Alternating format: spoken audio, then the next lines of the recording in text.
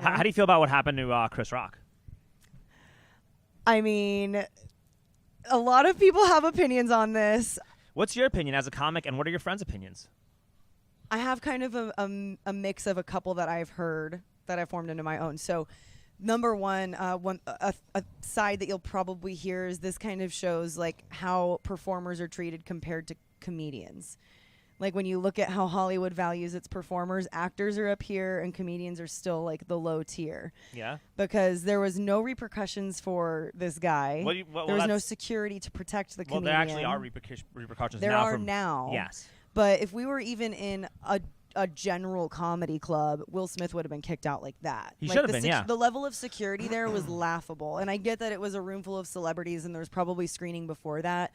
But there's just like no concern for the comedian's safety, which is just rude. So it just that was one thing that people were pointing out is like, okay, comedians are still like down here on the Hollywood totem pole. Now, from an ethics perspective, that was just immature of Will Smith to do. Like, let's be honest. My feelings are hurt. I'm gonna slap you. You know. Okay, keep going. And the last big thing is just like, you know that this part of the show happens every year. You know they've hired a comedian to roast people in the audience, and if you are nominated for an award, you're especially liable to being in the roast. You don't go to a comedy show that has roasts on the ballot and then like get upset when someone roasts you. I fully agree with you. I also think that this is kind of a way to destroy free speech. Because comedy is the last avenue of being able to talk freely. It's the last avenue of being able to express yourself, express your truth, be who you are, and call out a lot of really fucked up things that are happening in a way that people can relate to. Yeah. And when you start normalizing hitting comedians because you're upset, you normalize people censoring themselves, and that already is a huge problem with what is going on right now. Yeah, I don't know if you noticed this on social media. After the slap happened, a lot of the comedians that I follow on social were sharing their videos of assault on stage.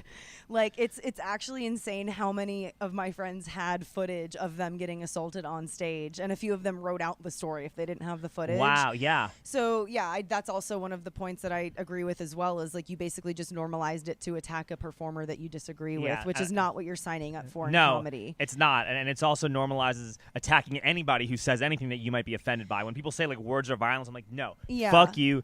Violence is violence. The only time words are violence is if you call a black person the N-word and you get knocked out, then you deserve it. Right. That's it. And it's like, you know, it's interesting like how a lot of the intent of these things is the opposite of what's actually happening. So, for example, the safe space, censor yourself ideology is meant to make people feel safer, but in reality, it just makes their triggers less and less. So then they just freak out more at less difficult things.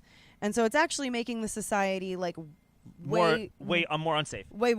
It's Orwellian doublespeak, because when people say I need a safe space and this and that, and I'm triggered by this and this is violence, this is hurting me, and whatever it is, you know what that normalizes? It normalizes people lashing out because they feel at those who said something to offend them. And you know, the media and the establishment is really good at astroturfing these ideas, so that like anytime you like are effectively dissenting on something that they're doing, they hire academics, okay? Like, they have people who study this for years. Like, identity politics are a field in universities, and there's a reason for that. And it's not because they want to make the world a better place.